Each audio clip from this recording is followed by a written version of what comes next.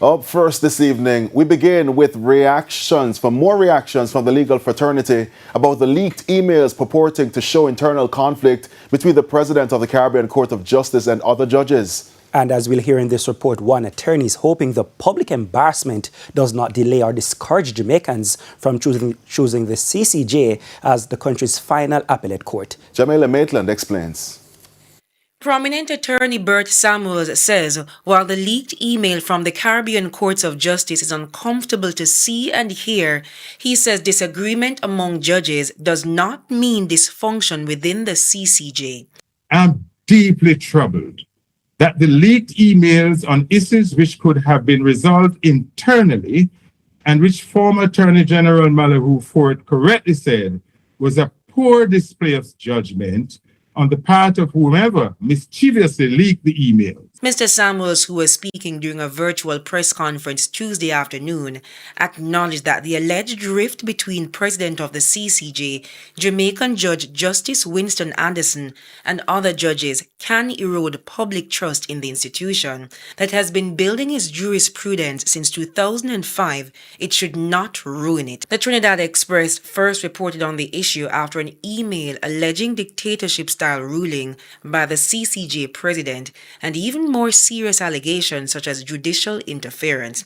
TVJ News has not seen the email. Unfortunately, this has become fodder for those anti-CCJ elements among us, who at no time has there been any accusation touching and concerning the integrity of the president or the judges or the court's decisions. Since news of the alleged rift, the CCJ in a statement said it is mindful that questions and allegations presented without the benefit of context, background, or an appreciation for the nature of judicial deliberations may cause misunderstandings. The CCJ said maintaining public confidence is fundamental to upholding the rule of law and preserving trust in the administration of justice. Locally, the situation has brought into sharp focus Jamaica's own uncertainty with adopting the CCJ as its final appellate court. The Constitutional Reform Committee, established in 2023 to provide a roadmap on how Jamaica will transition into a republic, has been at loggerheads. The big issue: the opposition wants to fully sever ties with the Privy Council now, while the government wants it to be done in phases. There are some who have advocated that we should remove the monarchy but leave the Privy Council in place. In other words, we should take two of Charles's arms of government away, leaving him with one arm, his Privy Council. I differ from this because republicanism cannot be given in parts, but must be given wholesomely.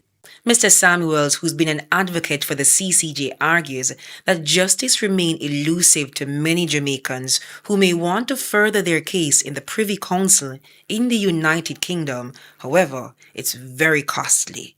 So many of my clients have been wronged, have appealed to the Jamaican Court of Appeal, feel that they have a good case, an opinion I share with many of my clients, but no money to go to England, let alone to get a visa from the British Embassy, which can be refused. Even the lawyer's visa can be refused to go to the British Privy Council. So you're kept out of justice because you don't have enough funds. Jamaila Maitland, TVJ News.